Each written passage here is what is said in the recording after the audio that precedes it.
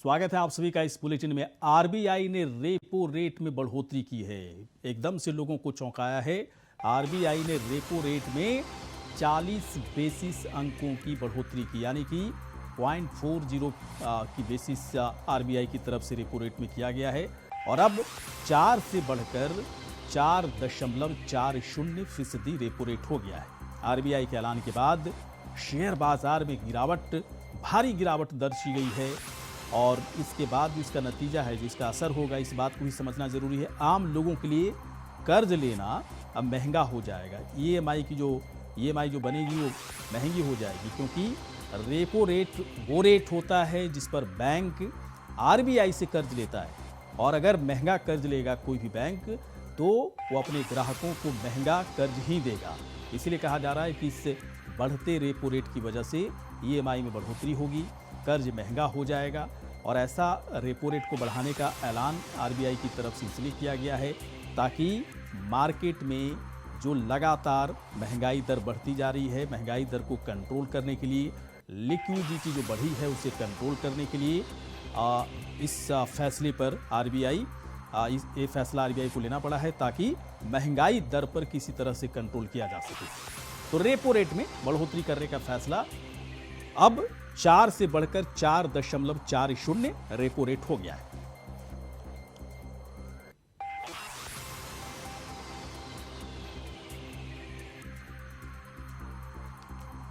तो आरबीआई ने repo rate में बढ़ोतरी करने का फैसला, रेपो रेट में 40 बेसिस अंकों की बढ़ोतरी हुई है और अब रेपो रेट बढ़कर 4 से बढ़कर 4.40% तक बढ़ गया। रेपो रेट वो रेट होता है जिस पर बैंक आरबीआई से कर्ज लेता है, और जब आरबीआई से बैंक कर्ज लेगा, महंगा कर्ज लेगा, तो अपने ग्राहकों को भी महंगा कर्ज देगा। इसलिए कहा जा रहा है कि अब ईएमआई महंगी हो जाएगी। नए कर्ज अगर कोई लेना चाहेगा, बैंक से लोन लेना चाहेगा, तो उसे महंगा पड़ेगा। और इसका एक फ़ायदा ये है रेपो रेट बढ़ाने से कि महंगाई को कंट्रोल करने में आरबीआई को आसानी होगी। सरकार जो लगातार कदम उठा रही है किस तरह से महंगाई को कंट्रोल किया जाए, उसमें रेपो रेट को बढ़ाने से भी महंगाई कंट्रोल होती है, क्योंकि लिक्विडिटी मार्केट में कम होगी, लोगों के पास पैसे जब कम होंगे तो फिर महंगाई, सामान जिस तरह से डिमांड बढ़ी है, इस वजह से महंगाई बढ़ी है, उस पर भी कंट्रोल करने में एक बड़ा फायदा आरबीआई की तरफ से इस फैसले के बाद होगा। चलिए बढ़ते हैं आगे। ललितपुर घटना मामले पर डेप्यूटी सीएम ब्रजेश पाठक का बयान सामने आया है। उन्होंने घटना में सभी पुलिसकर्मियों को निलंबित कर दिया है और दोषियों पर कठोर से कठोर कार्रवाई करने के आदेश दिए हैं कि जो भी इस कृत्य में लिप्त रहेगा उस पर कड़ी से कड़ी कार्रवाई की जाएगी। तो ललितपुर की घटना है। डेप्यूटी सीएम ब्रजेश पाठक ने बाकायदा कहा कि सभी दोषी पुलिसकर्मियों को निलंबित कर दिया गया है। दोषियों पर कठोर कार्रवाई के भी आदेश डेप्यूटी सीएम की तरफ से दिया गया है। तो डेप्यूटी सीएम ब्रजेश पाठक ललितपुर घटना पर उन्होंने कहा कि जो दोषी पुलिसकर्मी हैं उनके खिलाफ कार्रवाई की गई है, निलंबित उन्हें किया गया है और कठोर से कठोर कार्रवाई करने के निर्देश भी दिए गए हैं प्रशासन को। तो ललितपुर घटना को लेकर डेप्यूटी सीएम ब्रजेश पाठक का बयान। हमारे साथ उप मुख्यमंत्री ब्रजेश पाठक जी। ब्रजेश जी, चंदौली में पहले हमने एक घटना देखी, आज ललितपुर में हुआ है, क्या कार्रवाई हो रही है? घटना बहुत दुखद है। सरकार उच्च स्तरीय जांच करा रही है। पीड़ित पक्ष को न्याय मिलेगा, अपराधी बचेंगे नहीं, भले ही कितने पावरफुल हो। हम सबकी गिरफ्तारी करेंगे और कड़ी से कड़ी सजा दिलाएंगे। सर, पर दोनों जगह ये देखने में आया, पुलिस के ऊपर ही आरोप लगाए हैं, पहले चंदौली में फिर ललितपुर में। अच्छी तरह जानते हैं अपराधी किसी भी भेष में हो सकता है। हमारी सरकार अपराधियों के नेटवर्क को खत्म करेगी। हम बिल्कुल नहीं छोड़ने वाले। हम ऐसी कार्रवाई करेंगे कि अपराधियों की पीढ़ियाँ भी काटेंगे। हम पूरे मामले को फास्ट ट्रैक कोर्ट में ले जाएंगे। पीड़ित परिवार के साथ पूरी सरकार खड़ी है। बच्ची को न्याय मिलेगा।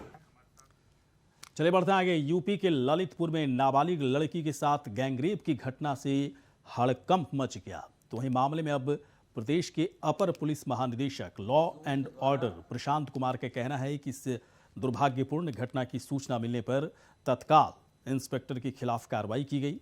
इंस्पेक्टर को निलंबित किया गया है। साथ ही इंस्पेक्टर सहित 6 लोगों के खिलाफ मुकदमा थाना पाली में दर्ज किया गया है और पूरे थाने को लाइन हाजिर कर दिया गया है। कुल 3 लोगों की अभी गिरफ्तारी की गई है। तो एडीजी प्रशांत कुमार ने कहा कि दोषी कोई भी हो, चाहे पुलिस वाला भी क्यों ना हो, सभी के खिलाफ सख्त कार्रवाई होगी। उन्होंने कहा कि किसी को बख्शा नहीं जाएगा।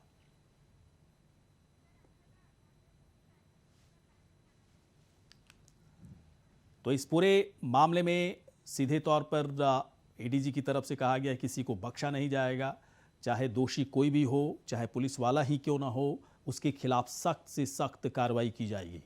तो ADG law and order Uttar Pradesh के प्रशांत कुमार की तरफ से सख्त यह आदेश दिया गया है कि इस मामले में जो भी दोषी हैं, चाहे वो पुलिसकर्मी ही क्यों ना हो, उनके खिलाफ कार्रवाई की जाएगी। अब तक 3 लोगों की गिरफ्तारी हो चुकी है।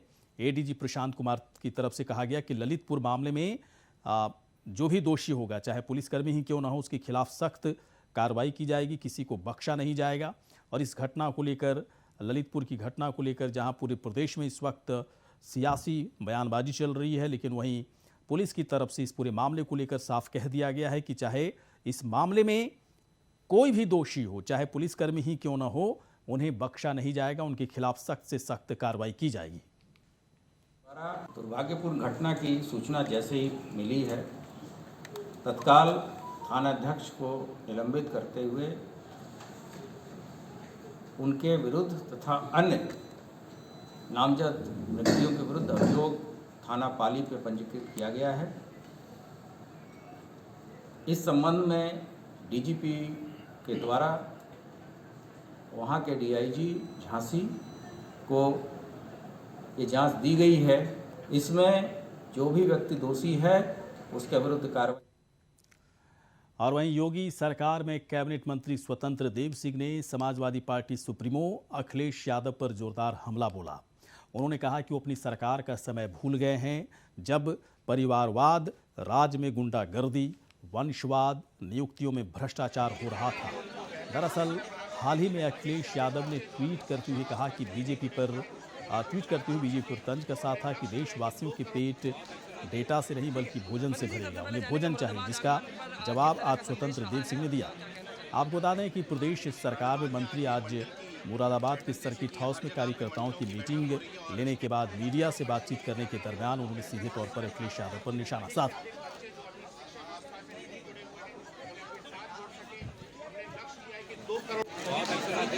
ठीक है मंत्री जी, सबसे पहले जानेंगे मुरादाबाद आगमन पर किस तरह का संदेश रहा है। तो स्वतंत्र देव सिंह उत्तर प्रदेश में कैबिनेट मंत्री, उन्होंने सीधे तौर पर अखिलेश यादव पर सवाल उठाया, उनकी उस बयानबाजी पर सवाल उठाया जिसमें अखिलेश यादव ने बाकायदा ट्वीट करके बीजेपी सरकार पर हमला बोला था और कहा था कि लोगों का, जनता का पेट डेटा से नहीं बल्कि भोजन से भरेगा। इसलिए सरकार को इस पूरे मामले में अखिलेश यादव की तरफ से हमला बोला गया। और सीधे तौर पर इसके बाद स्वतंत्र देव सिंह ने कहा कि अखिलेश यादव को अपने सरकार के कार्यकाल को याद रखना चाहिए, किस तरह से उनके कार्यकाल में वंशवाद, गुंडागर्दी में बढ़ोतरी हुई थी और सरकार पूरी तरह से मुखदर्शक होकर इन तमाम चीज़ों को बढ़ाती रही थी। तो वार पलटवार एक तरह से चल रहा है, जहां अखिलेश यादव के बयान पर स्वतंत्र देव सिंह ने पलटवार किया और कहा कि अपनी सरकार में हुए भ्रष्टाचार को लगता है अखिलेश यादव भूल गए। मंत्री जी, सबसे पहले जानेंगे मुरादाबाद आगमन पर किस तरह का संदेश रहा है, क्या कहना चाहिए। मुरादाबाद में आज ये मंडल की बैठक, जैसे कि हर जगह पे मंडलों की बैठक हो रही है, और अब बात करते हैं अखिलेश यादव जी का, जिसके राज में गुंडागर्दी हो, जिसके राज में नियुक्तियों में भ्रष्टाचार हो, जातिवाद हो, जिसके राज्य में सत्ता सरकार होती नहीं, शासन भी नहीं होता, प्रशासन भी नहीं होता है, जो जातिवाद की बात करे, जो क्षेत्रवाद की बात करे, जो वंशवाद को बढ़ावा दे, वह उसका क्या कोई मतलब है क्या। यहाँ तपस्वी लोग हैं, जो परिवार का एक सदस्य भी, आप देखा आदरणीय योगी जी मां से मिलने के लिए 5-6 साल लगा, परिवार के एक सदस्य सरकारी गाड़ी में नहीं बैठ सकता। आदरणीय मोदी जी जैसे तपस्वी कार्यकर्ता, आज समाज में एक परिवर्तन, उन्होंने सोच बदला है। चले बढ़ते हैं आगे। भ्रष्टाचार के खिलाफ जीरो टॉलरेंस की नीति पर चलते हुए सीएम योगी आदित्यनाथ ने गाजियाबाद की पूर्व जिला अधिकारी निधि के सरवानी को निलंबित कर दिया। साथ ही विभागीय कार्रवाई शुरू करने के लिए भारत सरकार को पत्र लिखा है। ध्यान देने वाली बात इस पूरे मामले में है कि निधि के सरवानी इस समय भारत सरकार के स्वास्थ्य विभाग में बतौर डेप्यूटी सेक्रेटरी काम कर रही हैं। और आपको बता दें कि 2004 बैच की मणिपुर कैडर से आने वाली निधि केसरवानी के खिलाफ भूमि अधिग्रहण मामले में गड़बड़ी का आरोप है। आईएएस निधि केसरवानी के खिलाफ कार्रवाई अब केंद्र सरकार को करनी है। तो सीएम योगी की बड़ी कार्रवाई, गाजियाबाद की पूर्व डीएम निधि केसरवानी को सस्पेंड किया गया और निधि केसरवानी केंद्र में इस वक्त तैनात हैं। भूमि अधिग्रहण में गड़बड़ी करने की पूरी तरह गड़बड़ी करने के जो आरोप लगे हैं उस पर कार्रवाई सरकार की तरफ से किया गया है।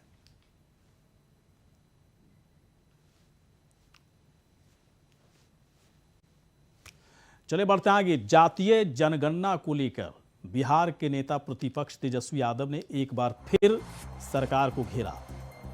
तेजस्वी यादव ने जनगणना को लेकर सरकार को, नीतीश सरकार को एक बार फिर से घेरा है। ट्विटर हैंडल के जरिए तेजस्वी यादव ने सरकार पर निशाना साधा। ट्वीट करते हुए तेजस्वी यादव ने लिखा कि बीजेपी सामाजिक न्याय विरोधी पार्टी है। बिहार विधानसभा से जातीय जनगणना कराने का हमारा प्रस्ताव 2 बार सर्वसम्मति से पारित हो चुका है, लेकिन बीजेपी सरकार और केंद्रीय गृह राज्य मंत्री ने लिखित में जातीय जनगणना कराने से मना कर दिया। तेजस्वी ने ऐलान किया है कि यदि जातीय जनगणना नहीं हुआ तो बिहार में कोई भी जनगणना नहीं होने देंगे। बाकायदा उन्होंने धमकी भी दी है। तेजस्वी यादव ने सरकार को घेरा, केंद्र सरकार को घेरा, साथ ही साथ उन्होंने कहा कि किस तरह से उनके प्रपोजल को रिजेक्ट किया गया। तेजस्वी यादव ने सरकार को घेरा। जातीय जनगणना को लेकर निशाना साधा गया उनकी तरफ से। बीजेपी सामाजिक न्याय विरोधी पार्टी है, उन्होंने कहा। अगर जातीय जनगणना नहीं हुई तो बिहार में किसी भी तरह की जनगणना वो नहीं करने देंगे। तो तेजस्वी यादव ने बाकायदा एक तरह से चेताया भी। भारतीय जनता पार्टी घोर विरोधी है जातिगत जनगणना के मामले में। नेता प्रतिपक्ष तेजस्वी जी ने लगातार इस आवाज को उठाया, सदन से पारित करके भी भारत सरकार को भेजा गया, लेकिन लिखित तौर पर केंद्रीय गृह राज्य मंत्री नित्यानंद राय जी ने साफ कहा कि जातिगत जनगणना कराने का कोई इरादा भारत की सरकार को नहीं है। भारतीय जनता पार्टी घोर विरोधी है जातिगत जनगणना के मामले में। नेता प्रतिपक्ष तेजस्वी जी ने लगातार इस आवाज को उठाया, सदन से पारित करके भी भारत सरकार को भेजा गया, लेकिन लिखित तौर पर केंद्रीय गृह राज्य मंत्री नित्यानंद राय जी ने साफ कहा कि जातिगत जनगणना कराने का कोई इरादा भारत के। चले बढ़ते आगे। खबर सिद्धार्थनगर से है, जहां मनरेगा में नाबालिग बच्चों के काम करते वीडियो सोशल मीडिया पर वायरल हुआ। जहां एक तरफ सरकार बच्चों की शिक्षा को लेकर प्रचार प्रसार कर रही है, वहीं जिम्मेदार लोगों ने इन मासूमों के हाथों में फावड़ा थमा दिया। ये पूरा मामला विकास खंड खेसराहा के ग्राम पंचायत बन के गांव का बताया जा रहा है। और जैसा कि आप देख भी पा रहे हैं कि मनरेगा में किस तरह से मासूम के हाथों में फावड़ा थमाया गया, और इस सरासर बाल श्रम कानून के खिलाफ है। मनरेगा में मासूमों के हाथ में थमाया गया फावड़ा, बच्चों से काम करवाता हुआ ये वीडियो सोशल मीडिया पर वायरल हुआ है। काम करते बच्चों का वीडियो वायरल हुआ। इसके बाद आप देख सकते हैं ये खबर है खेसराहा की, सिद्धार्थनगर की, जहां पर बच्चों से मनरेगा के तहत काम करवाया जा रहा है।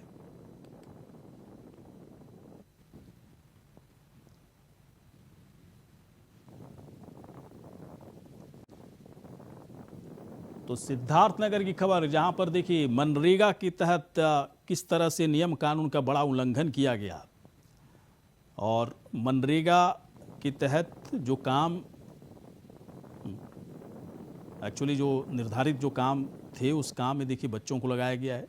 बच्चों के हाथ में फावड़ा थमा दिया गया और ये काम करते हुए बच्चों का वीडियो सोशल मीडिया पर इस वक्त वायरल हो गया है और सीधे तौर पर नियम कानून का ये उल्लंघन है। तो काम करते बच्चों का वीडियो वायरल हुआ, सिद्धार्थनगर की खबर है। माना जा रहा है कि मनरेगा में इन मासूमों से काम करवाया जा रहा है। इस पूरे मामले को लेकर प्रशासन की तरफ से सख्त कार्रवाई होनी चाहिए कि आखिरकार नियम कानून को कैसे तोड़ा जा रहा है। इन मासूम बच्चों के हाथ में फावड़ा क्यों थमाया गया, मनरेगा के तहत किस तरह के नियम कायदे कानून है बच्चों के लिए, और कौन लोग इसमें काम कर सकते हैं। और जो वीडियो इस वक्त वायरल हुआ है उसमें कई ऐसे बच्चे हैं जिनके हाथ में फावड़ा थमा दिया गया। मनरेगा के तहत वो जो काम चल रहा था उसमें बच्चों से काम लिया गया।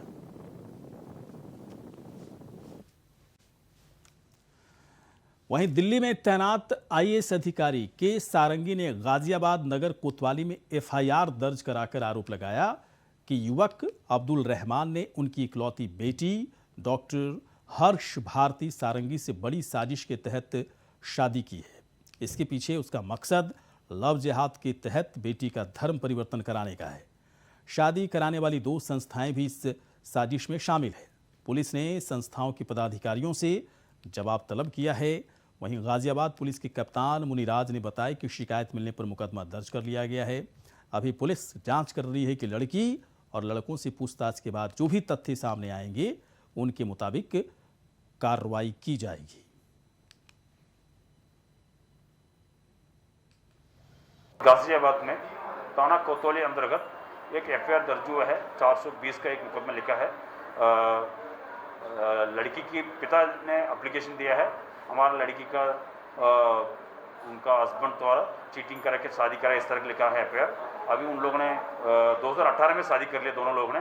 अभी भी दोनों पति पत्नी एक साथ रह रहा है और उनका पापा का कहना है इन लोगों ने हमको धोखाधड़ी से मेरा बेटी से शादी हुआ। और फिर भी पुलिस ने उनका पापा का शिकायत के अनुसार एफआईआर दर्ज करा दिया हमने। बाकी चीज़ इन्वेस्टिगेशन कर रहे हैं हम लोग। जो इन्वेस्टिगेशन में जो एविडेंस सत्य पाएगा उसका अनुसार हम कार्रवाई करेंगे। चले बढ़ते हैं आगे। प्रयागराज में थाना थरवई थाना अंतर्गत अंतर्राज्यीय कुख्यात हत्यारे और डकैत गैंग से पुलिस की मुठभेड़ हुई। 3 बदमाश पुलिस की गोली लगने से गंभीर घायल हो गए। मामले में कुल 7 कुख्यात डकैत घायल गिरफ्तार किए गए हैं। ये सभी योजनाबद्ध तरीके से रात के समय हत्या और डकैती की घटना को अंजाम देकर फरार हो जाते थे। प्रयागराज पुलिस टीम की मेहनत, लगन, निष्ठा और व्यावसायिक दक्षता को रेखांकित करते हुए उत्तर प्रदेश शासन ने 1 लाख के नकद इनाम और प्रशस्ति पत्र की घोषणा बाकायदा इसमें की गई है।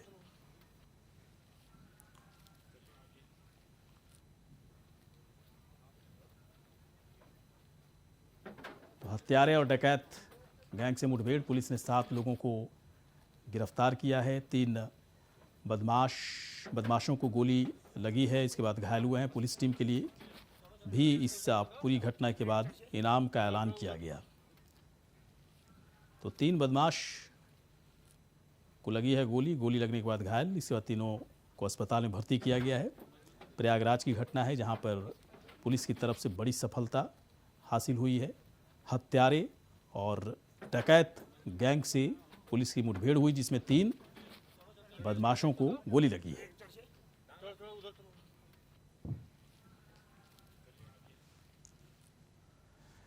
वहीं बदायूं में हत्या और हत्या की कोशिश का मुलजिम 10,000 का इनामी मोनू खान को एसटीएफ उत्तराखंड ने उत्तर प्रदेश के इस्लाम नगर से गिरफ्तार कर लिया। एसओजी बदायूं और उत्तराखंड स्पेशल टास्क फोर्स की कुमाऊं टीम इस कार्रवाई में शामिल रही। जनपद उधम सिंह नगर से हत्या के प्रयास के बाद से एक मुकदमे में फरार था। तो 10,000 का इनामी बदमाश गिरफ्तार हुआ है। एसटीएफ उत्तराखंड ने गिरफ्तार किया है। उधम सिंह नगर में हत्या के प्रयास का मुकदमा चल रहा था। एक मुकदमे में मोनू सिंह फरार चल रहा था।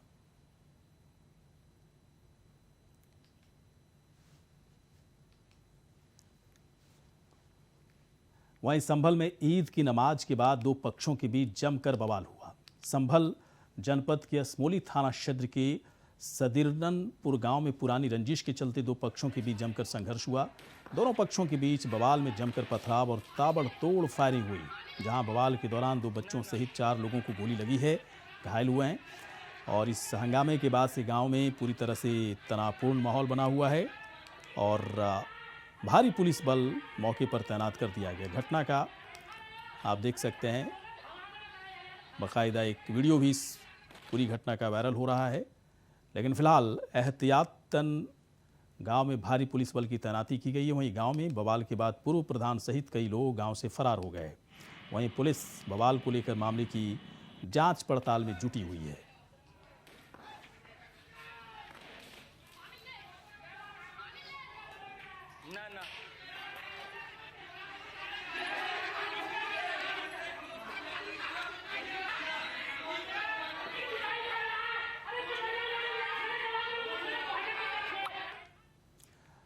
चले बढ़ते हैं आगे। बिहार के मोतिहारी की खबर है, जहां पर बेखौफ अपराधियों ने पुलिस को चुनौती देते हुए लगातार एक के बाद एक बड़ी घटना को अंजाम देने में जुटे हुए हैं। बेखौफ अपराधियों ने बुधवार की सुबह शहर के बीचों बीच पुलिस को चुनौती देते हुए कोटवा पंचायत के पूर्व मुखिया के पुत्र को गोलियों से भून डाला और मौके पर ही मुखिया के पुत्र की मौत हो गई, जिसके बाद आक्रोशित ग्रामीणों ने शव को गाड़ी में रखकर अस्पताल चौक को जाम कर दिया। बेखौफ अपराधियों का बीच सड़क पर तांडव। बीच सड़क पर युवक की हत्या की गई, पूर्व मुखिया के बेटे को गोली मार दी गई। आक्रोशित गांव वालों ने सड़क को इसके बाद जाम कर दिया। तो बेखौफ अपराधियों का बीच सड़क पर एक युवक की हत्या की गई। इसके बाद नाराज आसपास के गांव वालों ने पूरे सड़क को जाम कर दिया। इसके बाद प्रशासन इन लोगों को समझाने में लगा हुआ है। दिन दहाड़े मारा जा रहा है ये मोदी के सरकार में और माननीय नीतीश जी के सरकार में। अब हम लोग किससे कहें कि हमारा बाल बच्चा कैसे सुरक्षित रहेगा? किसकी गोली लगी? अरे इसके बाप को भी मारा गया, इसके बेटे को भी मारा गया, एक टीचर था उसको भी मार दिया गया, जो शिक्षक था स्कूल पढ़ाने जा रहा था उसको भी मार दिया गया। क्या नाम है मरने वाला का? मरने वाला है क्या? कुणाल नाम है। कहाँ घर था उसका? कोटवा। नरेंद्र सिंह मुखिया माँ भी मुखिया था, वह स्वयं मुखिया, इसके पिताजी भी मुखिया थे। चलिए बढ़ते हैं आगे। ग्रेटर नोएडा में 2 अलग अलग सड़क हादसे में 3 की दर्दनाक मौत होने की खबर है, जबकि 4 लोग घायल हैं। पहले सड़क हादसे में स्विफ्ट कार सवार युवक अपनी मां को मेरठ से दवाई दिलाकर वापस फरीदाबाद लौट रहा था। जैसे ही स्विफ्ट कार सवार दनकौर कोतवाली क्षेत्र में पहुंचा, तभी रॉन्ग साइड आ रहे ट्रैक्टर और स्विफ्ट कार आमने सामने की भीषण टक्कर में कार में सवार मां बेटी की मौके पर ही मौत हो गई, जबकि ट्रैक्टर पर सवार 2 लोग गंभीर रूप से घायल हो गए। वहीं दूसरी घटना में 2 ट्रकों की टक्कर हो गई। टक्कर इतनी ज़बरदस्त थी, भयंकर थी कि ट्रक चालक की मौके पर ही मौत हो गई, जबकि 2 लोग गंभीर रूप से इसमें घायल बताए जा रहे हैं। तो 2 अलग अलग सड़क हादसों में 3 की मौत होने की खबर है। माँ बेटे समेत 3 की मौत हुई है, 4 लोग घायल हुए हैं। ट्रैक्टर और स्विफ्ट कार में ज़बरदस्त टक्कर हुई और इस टक्कर के बाद देखिए किस तरह से 2 अलग अलग घटनाओं में 3 लोगों की मौत होने की खबर आ रही है।